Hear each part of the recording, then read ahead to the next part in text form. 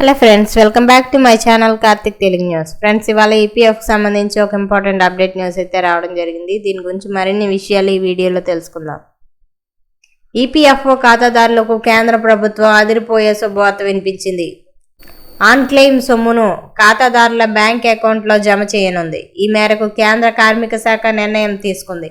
3 ఏళ్ల పాటు ఈపీఎఫ్కు ఎలాంటి కంట్రిబ్యూషన్ అందించకపోయినా లేదా ఎలాంటి క్లెయిమ్ కోసం దరఖాస్తు చేయకపోయినా ఆ అకౌంట్లో ఆటోమేటిక్గా ఇన్యాక్టివ్ అవుతాయి. సిస్టమ్ ఆటోమేటిక్గా ఇన్ఆపరేటివ్ అకౌంట్గా పరిగణిస్తుంది.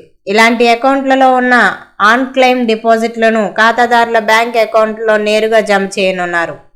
చాలామంది నిధులను క్లెయిమ్ చేసుకోవడం లేదు. ఇక దీంతో ప్రభుత్వం వాటిని క్లియర్ చేయాలని నిర్ణయం తీసుకుంది. కేంద్ర కార్మిక శాఖ తీసుకున్న ఈ నిర్ణయంతో ఏకంగా 31 లక్షల మందికి లబ్ధి చేకూరనుంది. తొలి విడతలో పైలట్ ప్రాజెక్టుగా ₹1000 లోపు నగదు నిల్వ ఉన్న ఖాతాదారులను బదిలీ చేయనున్నారు. ఆ తర్వాత ఆ పైన సొమ్ము ఉన్న వారికి రీఫండ్ అందించనుంది. ₹1000 లోపు నిల్వ ఉన్న ఖాతాలు దాదాపు 7.11 లక్షలు ఉన్నాయి. వీరికి తొలి దశలో అందించనున్నారు. వీరి నిల్వలు ₹30.52 కోట్ల ఉన్నాయి. వీటిని తొలుత సెటిల్ చేయనున్నారు. ఇక 20 ఏళ్లకు పైబడి నిర్వహణ లేని ఖాతాలు కూడా వీటిలో ఉన్నాయి. వీరికి కూడా రీఫండ్ చేయనున్నారు. దాదాపు 31.86 లక్షల పీఎఫ్ ఖాతాలు ఇన్యాక్టివ్గా ఉండగా వీటిలో ₹10.903 కోట్ల సొమ్ము అలాగే ఉంది. వీటిని విడతల వారీగా ఖాతాదారులకు అందించనున్నారు. త్వరలోనే ఈ ప్రక్రియ ప్రారంభించనున్నట్లు కేంద్ర కార్మిక శాఖ వెల్లడించింది. మామూలుగా పీఎఫ్ క్లెయిమ్ చేసుకోవాలంటే డాక్యుమెంట్లు, ఆధారాలు సమర్పించాల్సి ఉంటుంది. కానీ ఇన్యాక్టివ్ అకౌంట్లకు అవేమీ అవసరం లేకుండా కేంద్రం రీఫండ్ ఇవ్వనుంది. ఇందుకోసం పీఎఫ్ అకౌంట్తో ఆధార్, బ్యాంక్ అకౌంట్ లింక్ అయి ఉండాలి.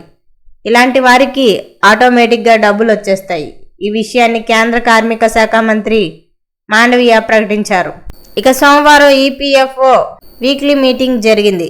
ఈ రివ్యూ మీటింగ్లో నిర్ణయం తీసుకున్నారు. త్వరలోనే ఆన్ క్లెయిమ్లో ఖాతాల్లోని సొమ్మును రీఫండ్ చేయాలని నిర్ణయించినట్లు వెల్లడించారు. దీనివల్ల లక్షలాది మంది పీఎఫ్ ఖాతాదారులకు ప్రత్యక్షంగా ప్రయోజనం చేకూరనుంది.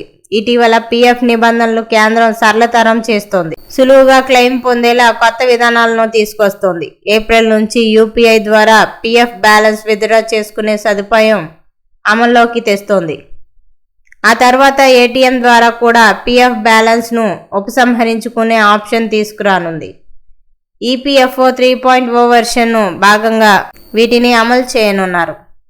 సో ఫ్రెండ్స్, ఇది అప్డేట్ న్యూస్. మరిన్ని అప్డేట్స్ కోసం ఛానల్ సబ్స్క్రైబ్ చేసుకోండి ఫ్రెండ్స్. అలాగే పక్కన ఉన్న బెల్ ఐకాన్ క్లిక్ చేసి వీలైతే ఛానల్కు లైక్ అయితే చేయండి. Thank you friends. Thanks for watching this video.